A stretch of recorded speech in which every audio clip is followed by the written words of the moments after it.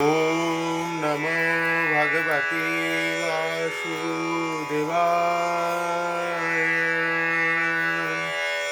ओम नमो भगवते वासुदेवाय। ओम नमो भगवते वासुदेवाय। উপদেশামৃত শ্রীলা রূপ গোস্বামী, শ্লোক নাম্বার 7। সৎকৃষ্ণ নামাচরিতাদিশিতাপ্যবিদ্যা পিত্তোপতপ্ত রসনাশনারচিকানু চিন্তাদরাদনুদিনং খলু শৈব জুষ্টা সদ্বৃকমদ্ভবতি তদ্গদমূলহন্ত্রী। আর একবার আমরা শ্লোকটা পাঠ করি। সৎকৃষ্ণ নামাচরিতাদিশিতাপবিদ্যা পিত্তোপতপ্ত রসনাশনারচিকানু চিন্তাদরাদনুদিনং খলু শৈব জুষ্টা স্বাদ্বিক্রমদ্ভবতি তদ্গদমূলহন্ত্রী। অর্থাৎ সৎ হয় কৃষ্ণ ভগবান শ্রীকৃষ্ণ, নাম পবিত্র বা দিব্য নাম, চরিতাদি চরিত্র, গুণ লীলা ইত্যাদি, সীতা মিছরি। এখানে সীতা দন্ত শয় হস্যি তয়াকার সীতা, অর্থাৎ মিছরি শ্রী রামচন্দ্রের ধর্মপত্নী নয়, ওইটি হচ্ছে দন্ত শয় দীর্ঘি তয়াকার সীতা, আর এখানে হচ্ছে দন্ত শয় হস্যি তয়াকার সীতা মানে মিছরি। যদিও অবিদ্যা পিত্ত পিত্তের দ্বারা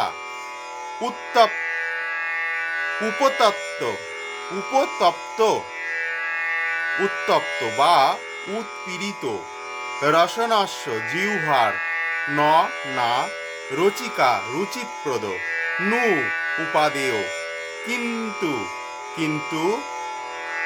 আদরাত যত্ন বা আদরের সঙ্গে অনুদিনম প্রতিদিন বা প্রত্যহ খলু স্বাভাবিকভাবে সা সেই মধুর হরিনাম এব নিশ্চিত জুষ্টা সেবন স্বাদ্বি আস্বাদিত ক্রমাৎ ক্রমে ভবতি রূপান্তরিত হয় তদ্গদ সেই রোগের মূলের হন্ত্রী হননকারী। আমরা এই শ্লোকটির বাংলায় অনুবাদ দেখলাম। সৎকৃষ্ণ নামাচরিতাদিশিতাপ্যবিদ্যা পিত্তোপতপ্ত রসনাশনারচিকানু কিন্ত্বাদরাদনুদিনং খলু শৈব জুষ্টা স্বাদ্বৃকমদ্ভবতি তদ্গদমূলহন্ত্রী। অনুবাদ আমরা অনুবাদ দেখি। ভগবান শ্রীকৃষ্ণের পবিত্র নাম, গুণ, লীলাদি এবং কর্মসমূহ বিদ্যা মধুর রসে রসান্বিত। যদি ভগবত বিমুখ ব্যক্তির জিহ্বায় অবিদ্যারূপ পাণ্ডু রোগের বা জন্ডিস দ্বারা আক্রান্ত থাকার ফলে সে মধুর ভগবত তত্ত্বের স্বাদ আস্বাদন করতে পারে না।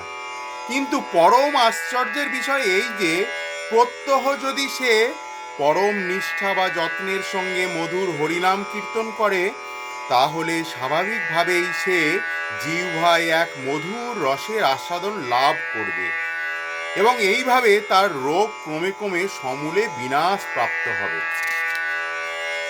তাৎপর্য: ভগবান শ্রীকৃষ্ণের পবিত্র নাম, গুণ, লীলাদি ইত্যাদি সর্বই অদ্বৈতত্ত্ব, মনোরম ও আনন্দময়। মিছরি যেমন মিষ্টি, এখানে আমরা সীতা দন্ত শয়সী তয়াকার সীতা মানে হচ্ছে মিছরি। মিছরির স্বাদ যেরকম মিষ্টি, শ্রী ভগবানের পবিত্র নামও তেমনই মধুর। অবিদ্যাকে পাণ্ডুরোগের সঙ্গে তুলনা করা হয়, যা পিত্তের দূষিত রস নিঃসরণ হেতু ঘটে থাকে। অর্থাৎ আমরা যখন দেখি জন্ডিস হয়, তখন আমাদের মুখে যা কিছুই আস্বাদ সব তিক্ত লাগে, তেতো লাগে।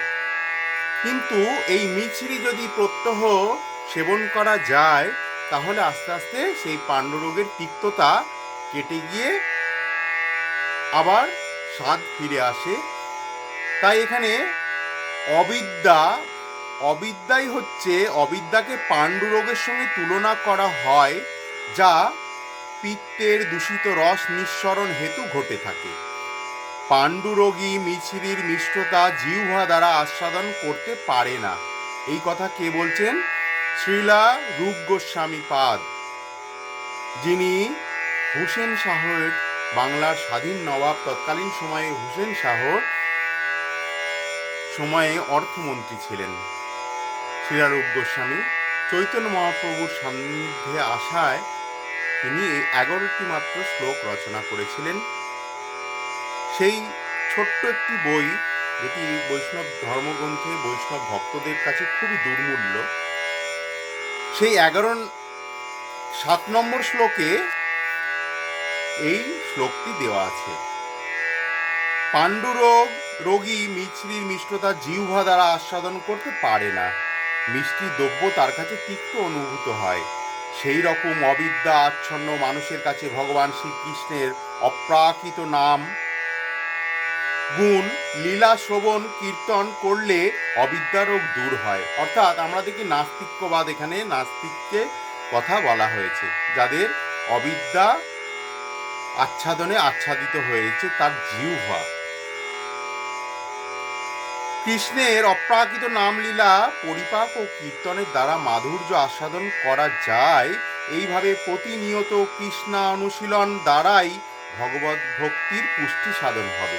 অর্থাৎ প্রত্যহ সেই কৃষ্ণ ভক্তির, কৃষ্ণলীলা, কৃষ্ণ কীর্তন, এইগুলো আস্বাদন করতে হবে।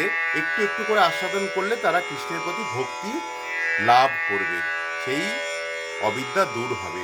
কৃষ্ণ ভাবনা শিক্ষা ছাড়া সংসার ভোগে যে বেশি আগ্রহী, তাকেই ভবরোগী বলে গণ্য করা হয়। অর্থাৎ আমরা মায়া দ্বারা আচ্ছাদন হয়ে রয়েছে, আমাদের জড়জগতের প্রতি আমরা আসক্ত বেশি। সেই আসক্তি আমাদের পিছন দিকে টেনে নিয়ে আসে, বিশেষ করে কাম বাসনা আমাদের পিছন দিকে টেনে নিয়ে আসে। তাহলে এখানে কি বলেছেন? তাকেই ভবরোগী বলে গণ্য করা হয়। জীবের স্বাভাবিক সুস্থ অবস্থা হচ্ছে ভগবান শ্রীকৃষ্ণের সেবায় নিত্যকাল নিয়োজিত থাকা। জীবের স্বরূপ হয় কৃষ্ণের নিত্য দাস। কিন্তু শ্রীকৃষ্ণের বহিরঙ্গা শক্তি মায়ার দ্বারা আক্রান্ত হয়ে শ্রীকৃষ্ণকে ভুলেই তার সুস্থ স্বাভাবিক অবস্থা থেকে পতন হয়। এই মায়িক জগৎ সংসারকে দুরাশ্রয় অর্থাৎ মিথ্যার আশ্রয় বলা হয়। যে এই দুরাশ্রয় বিশ্বাস স্থাপন করে, সে নৈরাশ্যের মধ্যে আশাবাদী। মায়িক জগতে সকলেই সুখ অন্বেষণ করছে, কিন্তু তাদের সব চেষ্টায় বৃথা হচ্ছে। অবিদ্যা আচ্ছন্ন হয়ে জীব নিজের ভুল ত্রুটি বুঝতে পারে না। এটি ভুল সংশোধন করতে গিয়ে সে আর একটি ভুল করে। অর্থাৎ একটি ভুলের পিছনে আমাদের আরেকটি ভুল জড়িয়ে থাকে। এইভাবে সে মায়ার সংসারে জীবন যুদ্ধ করেই চলেছে। এই রকম মায়া কবলিত বদ্ধ দশায় তাকে যদি কৃষ্ণ ভাবনায় ভাবিত হয়ে সুখী হতে বলা হয়, তাহলে সেই উপদেশ সে কখনোই গ্রহণ করবে না। অর্থাৎ আমরা দেখি নাস্তিক যারা ভক্তি, যার ভেতরে ভক্তিলতা বীজের একটুমাত্র স্থান নেই, তাদের কাছে আমরা যদি কৃষ্ণ কথা বা কীর্তন এগুলো বলে থাকি, বৃথা চেষ্টা হয়ে থাকে। সেই অবিদ্যা রোগ থেকে মুক্ত হতে হবে, মায়ার জাল থেকে মুক্তি পেতে হবে। এই অবিদ্যা রোগ থেকে জীবনকে মুক্ত করবার জন্য সর্বব্যাপী কৃষ্ণ ভাবনায় অমৃত বাড়ি বর্ষণ করা হচ্ছে। বর্তমান জগতে অবিদ্যাচ্ছন্ন রাষ্ট্রনায়ক ও নেতারা জনসাধারণকে বিভ্রান্তির পথে চালিত করছে। রাজনীতিবিদ, দার্শনিক, বিজ্ঞানী যেই বলুন না কেন সকলেই বিভ্রান্ত, কারণ তারা কৃষ্ণ ভক্তি পরায়ণ নন। ভগবদ্গীতা থেকে আমরা জানতে পারি যে এই কৃষ্ণ ভাবনা শূন্য ভগবত সেবাহীন, দুষ্কৃতকারী, মূর্খ, নরাধম, যাদের জ্ঞান মায়া দ্বারা অপহৃত হয়েছে, যারা নাস্তিক আসুরিক জীবনযাপন করে, তারা কখনোই শ্রী ভগবানের চরণে প্রপত্তি করে না। ন মাং দুষ্কৃতন মূঢ়া প্রপদ্যন্তে নরাধমা। গীতাতে বলা হয়েছে ন মাং দুষ্কৃতন মূঢ়াঃ প্রপদ্যন্তে নরাধমাঃ মায়য়া প্রহিত জ্ঞানা আসুরং ভাবমাশ্রিতাঃ। সেই সব দুর্বৃত্তগণ যারা মূঢ়, নরাধম, যাদের জ্ঞান মায়ার দ্বারা অপহৃত হয়েছে এবং যারা আসুরিক ভাবাপন্ন, তারা আমার নিকট প্রপত্তি করে না। ভগবদ্গীতা 7 নম্বর অধ্যায়ে 15 নম্বর শ্লোকে ভগবান নিজ মুখে তা বলেছেন। তারা শ্রী ভগবানের চরণে প্রপত্তি করে না এবং যারা তার শ্রী চরণাশ্রয় লাভ করার চেষ্টা করে তারা বাধা দেয়। এই সব অসুরেরাই দেশের নেতা হওয়ার ফলে সমগ্র দেশই অবিদ্যার অন্ধকারে আচ্ছন্ন হয়। পাণ্ডু রোগাক্রান্ত ব্যক্তি যেমন মিছরির মিষ্টতা আস্বাদন করতে পারে না, ঠিক তেমনি দেশের এই রকম অবস্থা, কেউই কৃষ্ণ ভাবনার অমৃত আস্বাদন করতে উৎসাহী হয় না। তথাপি সকলের জানা উচিত পাণ্ডুরোগ থেকে মুক্তির একমাত্র ঔষধ হচ্ছে মিছরি, অর্থাৎ জন্ডিস রোগ থেকে মুক্ত হওয়ার একমাত্র ঔষধ বলছেন মিছরি। সেই রকম বিভ্রান্ত, বিপদগামী, উদ্দেশ্যহীন মানব জাতির সম্মুখে কৃষ্ণ ভাবনামৃত একমাত্র পথ ও মহামন্ত্র। হরে কৃষ্ণ কৃষ্ণ কৃষ্ণ হরে হরে, হরে রাম রাম রাম হরে হরে। জগৎবাসী মুক্তির একমাত্র উপায়। ভবরোগগ্রস্ত জীবের পক্ষে কৃষ্ণ ভাবনার উপদেশ সুখকর না হতে পারে, কিন্তু শ্রীল রূপ গোস্বামীর উপদেশ হচ্ছে, কেউ যদি একান্তই ভবরোগ থেকে মুক্তি লাভ করতে চায় তবে তাকে অবশ্যই কৃষ্ণ অনুশীলন করতেই হবে এবং তা পরম নিষ্ঠা সহকারে করতে হবে। এই যুগে ভবরোগের মহ ঔষধ হচ্ছে হরে কৃষ্ণ মহামন্ত্র বা তারক ব্রহ্ম সনাতন মন্ত্র, এবং এই মহামন্ত্র কীর্তন দ্বারা ভব মহাদাবাগ্নি নির্বাপিত হবে। আমরা শিক্ষাষ্টকমে এই ভব মহাদাবাগ্নি নির্বাপনের কথাটা পেয়েছি। মানুষের চিত্ত দর্পণ নির্মল হবে। চিত্তরূপ দর্পণ, আয়না যেমন ধুলো দ্বারা নোংরা আচ্ছাদিত হয়ে থাকে, আয়নাকে যতই আমরা পরিষ্কার করি না কারণ ধুলো দ্বারা আয়না আচ্ছাদিত হয়ে থাকে, সেই আয়নাকে বারবার পরিষ্কার করতে হয়। আমাদের মনও সেই রকম ভব মহা দাবাগ্নি নির্বাপিত হবে, মানুষের চিত্ত দর্পণ নির্মল হবে। মানুষের চিত্তরূপ দর্পণটাকে নির্মল করতে হবে এই হরে কৃষ্ণ মহামন্ত্র দিয়ে। চেত দর্পণ মার্জনাং, অবিদ্যা তথা স্বরূপ বিভ্রমী আমাদের হৃদয়ে জড় অহংকার সৃষ্টির মূল কারণ। আসলে আমাদের চিত্ত মলিন, সেই চিত্ত নির্মল হলে আমরা কৃষ্ণ ভাবনায় হব, ভাবনাময় হব। তখন আমাদের চিত্ত ভবরোগ দ্বারা আর আক্রান্ত হবে না। চিত্ত নির্মল করতে অবিদ্যার অন্ধকার থেকে মুক্ত হওয়ার একমাত্র সহজ উপায় হচ্ছে হরে কৃষ্ণ মহামন্ত্র কীর্তন করা।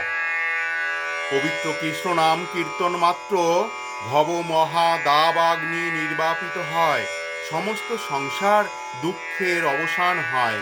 হরিকথা কীর্তনের 3টি স্তর বা সোপান আছে, যথা নাম অপরাধ, নামাভাস আর শুদ্ধ নাম। কনিষ্ঠ অধিকারীর হরিনাম কীর্তন সাধারণত নাম অপরাধ, নামাপরাধ 10টি। এই 10টি অপরাধ ত্যাগ করে নাম অপরাধ ও শুদ্ধ নামের মধ্যবর্তী অবস্থা প্রাপ্তিকে নামাভাস বলা হয়। আর যিনি শুদ্ধভাবে হরিনাম কীর্তন করেন তিনি তৎক্ষণাৎ মুক্তি লাভ করেন। এই অবস্থাকে ভব মহাদাবাগ্নি নির্বাপনম বলে। এইভাবে সংসারের জ্বালা থেকে মুক্ত হওয়ার একমাত্র অমৃতময় দিব্য জীবনের স্বাদ আস্বাদন করা যায়। সিদ্ধান্ত এই যে ভবরোগ মুক্তির একমাত্র উপায় হচ্ছে হরে কৃষ্ণ মহামন্ত্র কীর্তন করা। কৃষ্ণ ভাবনামৃত সংঘের উদ্দেশ্য হচ্ছে সকলকে হরে কৃষ্ণ মহামন্ত্র কীর্তনের উদ্বুদ্ধ করা। প্রথমে হরিনাম কীর্তন করতে হবে। এই শ্রদ্ধা বা বিশ্বাস যখন কীর্তনের সঙ্গে সঙ্গে বৃদ্ধি পাবে তখন সংঘের সভ্য হওয়া যায়। সারা বিশ্ব আমরা সংকীর্তন দল প্রেরণ করছি, এমন কি সবচেয়ে দূরবর্তী অঞ্চলেও যেখানে কেউ কোনোদিন কৃষ্ণ নাম শোনেনি সেখানেও হাজার হাজার লোক আমাদের সংকীর্তন দলে যোগ দিয়ে পবিত্র হরে কৃষ্ণ মহামন্ত্র কীর্তন করছে। কোনো কোনো স্থানে জনসাধারণ মাত্র কয়েকদিন কৃষ্ণ কীর্তন শুনেই ভক্তদের অনুকরণ করতে শুরু করে। তারাও মস্তক মুন্ডন করে কৃষ্ণ কীর্তন করে। এটা অনুকরণ হলেও কৃষ্ণ সেবা অনুকরণ বাঞ্ছনীয়। অনুকরণকারীরা ক্রমশ একদিন দীক্ষা গ্রহণে অগ্রহান্বিত হয় ও সদ্গুরুর কাছে দীক্ষার জন্য আত্মসমর্পণ করে। যে ব্যক্তি সৎ নিষ্কপট সেই ব্যক্তির দীক্ষা দেওয়া হয়, তারপর সে ভগবৎ সেবা শুরু করে। এই অবস্থাকে ভজন ক্রিয়া বলে। তখন প্রতিদিন সে 25,000 পবিত্র হরিনাম জপ করে এবং অবৈধ স্ত্রী সঙ্গ, নিরামিষ আহার, নেশা, জুয়া খেলা ইত্যাদি থেকে বিরত থাকে। এইভাবে ভজন ক্রিয়ার সংসার মলিনতা থেকে মুক্ত হয়ে হোটেল রেস্তোরাঁয় তথাকথিত উপাদেয় মুখরোচক মাছ মাংস আর পেঁয়াজ রসুন তৈরি খাবারের সে আকৃষ্ট হয় না। চা কফি পান বিড়ি সিগারেট তার রুচি হয় না। শুধু অবৈধ স্ত্রী সঙ্গ সে ত্যাগ করে না, স্ত্রী সঙ্গই সম্পূর্ণভাবে বর্জন করে। জুয়া খেলা ফাটকাবাজিতেও সে সময় নষ্ট করে না, আগ্রহ দেখায় না। এইভাবে সে অনর্থ থেকে মুক্ত হচ্ছে মনে করা যায়। একে বলে অনর্থ নিবৃত্তি। কৃষ্ণ ভাবনায় আসক্ত হলেই অনর্থ নিবৃত্তি হয়। অনর্থ নিবৃত্তি হলে কৃষ্ণ ভজনে নিষ্ঠা হয়।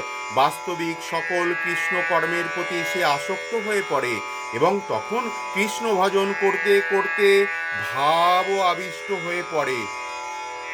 এই ভাব উদয় কৃষ্ণ প্রেমেরই প্রাথমিক অবস্থা।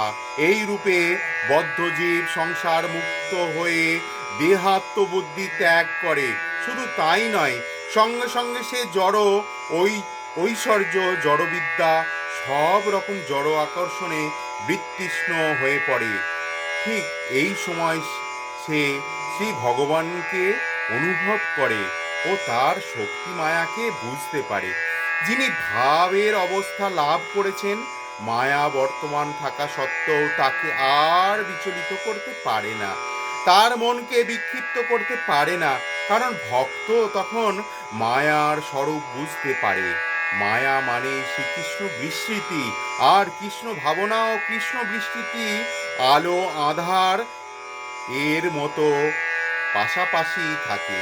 যদি কেউ আধারে থাকে সে আলোক উপভোগ করতে পারে না, কিন্তু যে আলোকে থাকে অন্ধকার তাকে বিচলিত করতে পারে না। তাই যে কৃষ্ণ অনুশীলন করবে সে ধীরে ধীরে মুক্ত হয়ে যাবে এবং কৃষ্ণ লোকে বাস করবে। বাস্তবিক মায়াবন্ধনকর তাকে স্পর্শ করতে পারবে না। তাই শ্রী চৈতন্য চরিতামৃতে মধ্য 22 ও 31 শ্রীলা কৃষ্ণদাস কবিরাজ গোস্বামী লিখেছেন,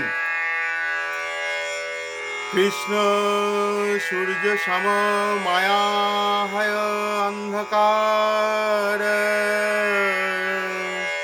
যাহা কৃষ্ণ তাহা নাহি মায়ার অধিকার। কৃষ্ণ সূর্য সম মায়া অন্ধকার, যাহা কৃষ্ণ তাহা নাহি মায়ার অধিকার। সুতরাং সূর্য সম কৃষ্ণকে আশ্রয় রূপে গ্রহণ করা মাত্রই মায়ার অন্ধকার তৎক্ষণাৎ বিলুপ্ত হয়ে যায়। হরে কৃষ্ণ কৃষ্ণ কৃষ্ণ হরে হরে, হরে রাম রাম রাম হরে হরে, হরি বল হরি বল হরি বল।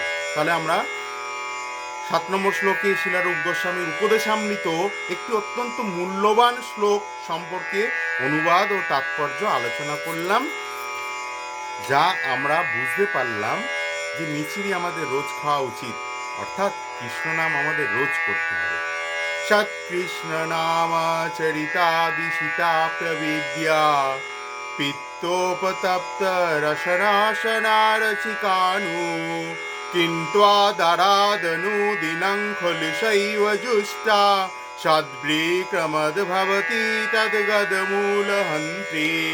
বারবার এই শ্লোক বারবার হৃদয়ে নিতে হবে, যাতে আমরা বারবার কৃষ্ণ অভিমুখে যেতে পারি, সেই আলোর সন্ধান, আলোর দিকে যেতে পারি। আসতো মা সদ্গময় তমসো মা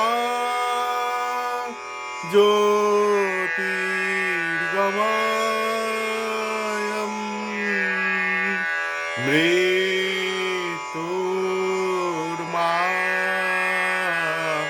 অমৃতঙ্গময়।